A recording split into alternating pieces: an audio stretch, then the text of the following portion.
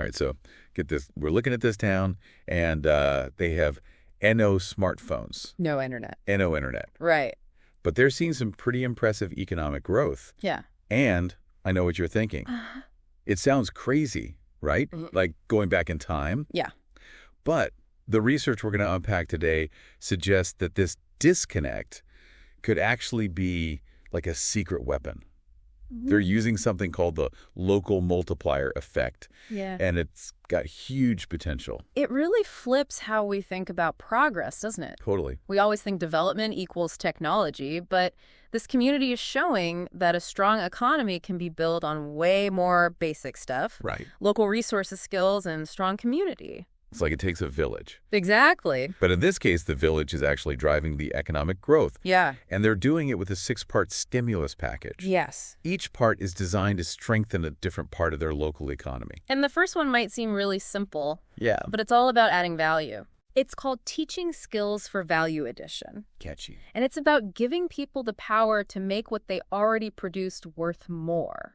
So like taking something ordinary and making it extraordinary. Exactly. What kind of skills are we talking about here? So think about a farmer who just sells their harvest at the market. Okay. With some training in food preservation. Uh-huh. They could turn their extra fruit into jams and preserves Right. that last longer and sell for more. Smart. Or a local artisan who learns some advanced weaving. Yeah. Suddenly they can make fancier textiles that are worth more. So they're like unlocking hidden potential within the community. Exactly. I see how that helps individuals earn more. Uh-huh. But how does that lead to overall economic growth?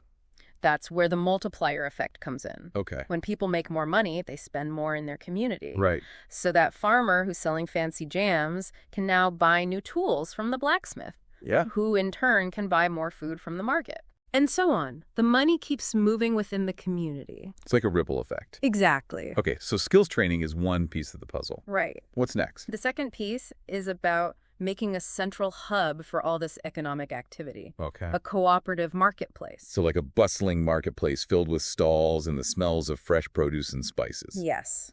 A lively space where farmers, artisans, and producers can sell their goods and connect. Love it. But it's more than just a market. Okay. The plan includes things like shared storage processing tools, Uh-huh. even co-working spaces. Interesting. This can really help small producers who can't afford those things on their own. It's like those co-working spaces that are popping up everywhere in cities. Yeah. This town is tapping into that same idea of collaboration, just on a smaller scale. Right. It's like a community incubator for growth. Exactly. And that leads us to the third piece. Okay. And this one might be the most innovative and controversial part of their plan. I'm intrigued. It's called Introducing Barter and Credit Systems. Wait, barter systems? Yeah. Like trading chickens for carpentry? Well, not exactly. It's Ah. more sophisticated than that. Right. They're looking at a system of community tokens, a kind of local currency that can be earned and spent within the marketplace. Oh. This could make a more dynamic economy even without a lot of cash. So they're creating their own little economy? Yeah, But wouldn't that be super hard to manage? it can be. How do they make sure it's fair and prevent people from taking advantage? The research talks about that. Okay. They need clear rules and regulations for the tokens Right. and a transparent oversight system with people from the community involved. Got it. So it's about balancing innovation with accountability. This whole community token thing is pretty wild. It is. It really makes you think about what's possible when a community works together. Absolutely. Speaking of working together, the fourth part of the plan is about getting two key groups to collaborate, farmers and artisans. Now that sounds like it could lead to some really unique, locally made products. Exactly. What kind of partnerships are we thinking about? Well, imagine a farmer who grows herbs partnering with a soap maker Okay. to create handmade herbal soaps. I like it. Or a basket weaver using dyed reeds from a local farmer to make unique baskets. Cool. There are so many possibilities. It's like that farm-to-table trend, Yeah, but for their whole economy. right. Everything is hyper-local and comes from the community. And there are more benefits than just cool products. Okay. When farmers and artisans work together, they can share resources. Look what? Transportation, storage, even marketing. Smart. This lowers costs and makes them both more competitive. It's greater than the sum of its parts. Exactly. I'm seeing how these different parts of the plan connect and support each other. That's the idea. And that brings us to the fifth part. Right. which focuses on something really valuable to this community, What's that? their cultural identity. Now we're talking. The key is to weave their unique cultural elements, designs, patterns, stories, even local legends Right. into the products they make and how they present themselves to the outside world. It's like cultural branding. Exactly. I remember reading about weavers in Guatemala who brought back ancient Mayan patterns. Yeah. Their stuff became super popular. Uh-huh.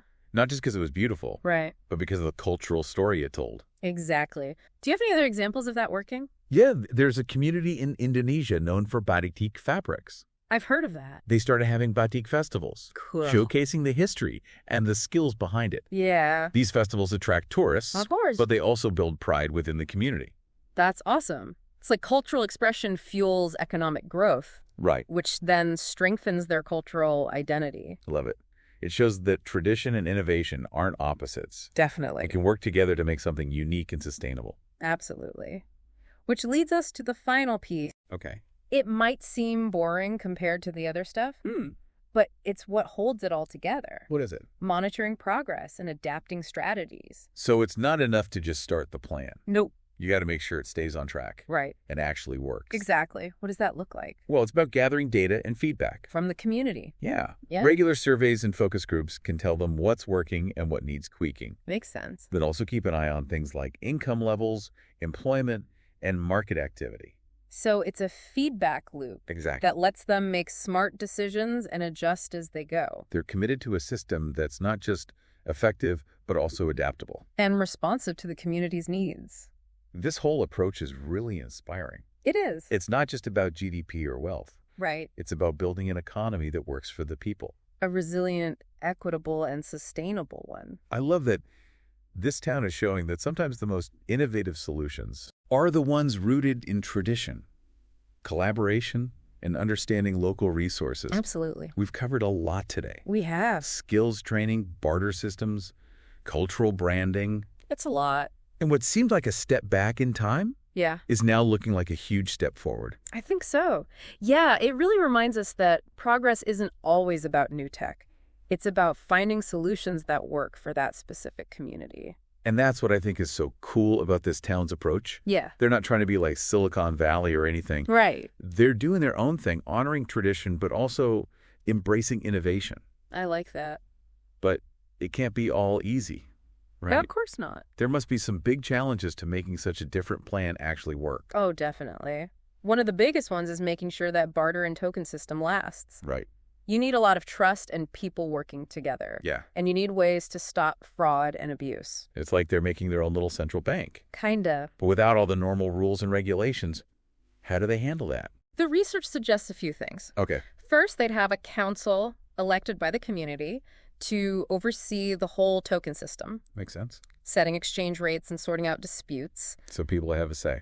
Exactly. Yeah. They also talk about education and transparency, so everyone understands how it all works and trusts the system. So it's not just about the mechanics, it's also about the culture. Yeah, a culture of responsibility and accountability. I get that. Yeah.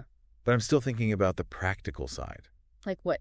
Like if someone wants to buy a cow, Okay.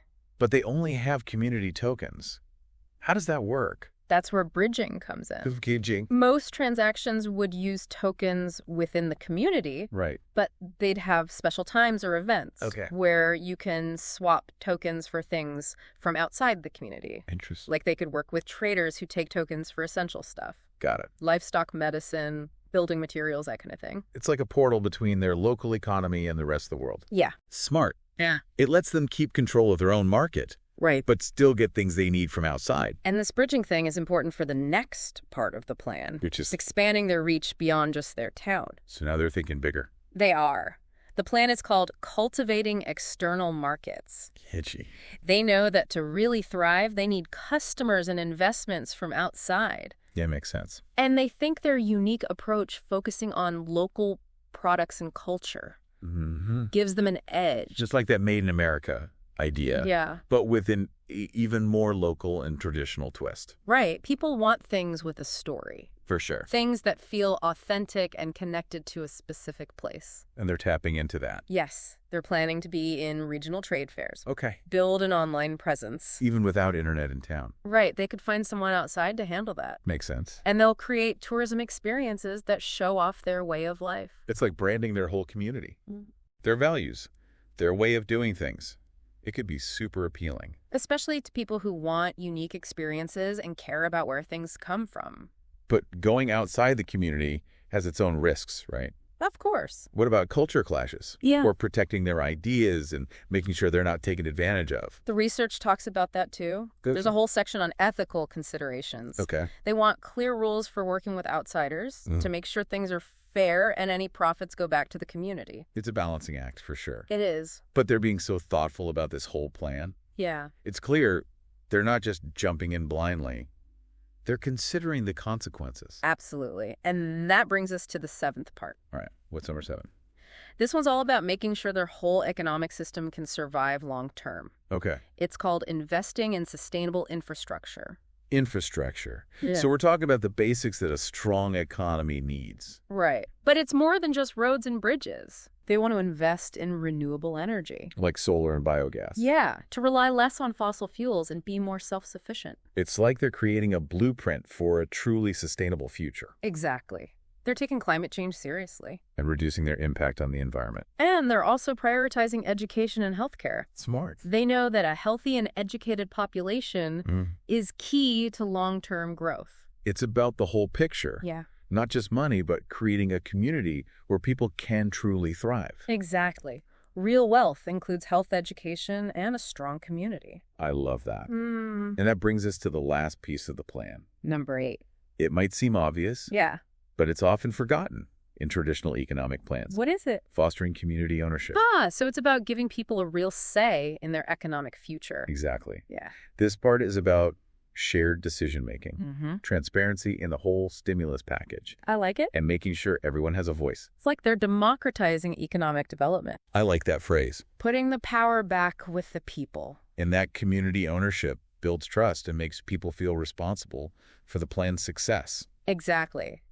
So we've gone from skills training to barter systems to sustainable infrastructure. All with this focus on community. It's a really complete and forward-thinking approach. And what's amazing is that the community came up with this whole plan themselves. That's right.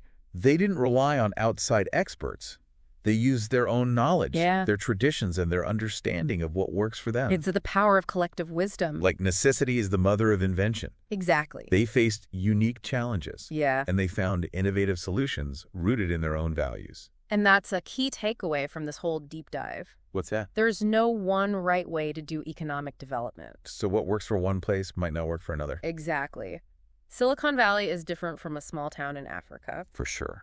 The key is to understand each community's strengths and challenges. And find solutions that fit their specific situation. Yeah, it's about giving communities the power to shape their own economies, to use what makes them special and create a future they believe in. And that's what's so cool about this deep dive. Yeah. It's a real example of how communities can think differently, break the mold, and create something truly new and sustainable. It's like they're throwing out the old rule book Yeah. and showing that progress doesn't have to mean ditching tradition Right. or community or the environment. Exactly. But okay, let's be real. This all sounds great in theory, but does it actually work? Are there any other communities who've pulled this off? You know, there are actually a bunch of really inspiring examples. Oh, yeah? Like what? Like in Bangladesh, they have this microcredit system in villages. I've heard of that. It's helped women become entrepreneurs and lift their families out of poverty. Wow. And in Brazil, in the favelas, they've started community-owned banks. Cool. So people who couldn't get regular banking services now have access. So it's not just a pipe dream. Nope. There's proof that these different ways of doing things can really make a difference. Yeah. It's pretty exciting to think about how we could adapt these ideas for other places. That's the big question, right? Yeah. What can we learn from this town? Exactly. Even if our situations are totally different. What can we take away and use in our own communities? I think one thing is to remember to think outside the box. Yeah. Don't be afraid to challenge those assumptions about what's possible. This town didn't have the same resources or technology as us, Right. but they didn't let that stop them. They got creative. They looked at what they did. Have strong community, ties their culture, their entrepreneurial spirit.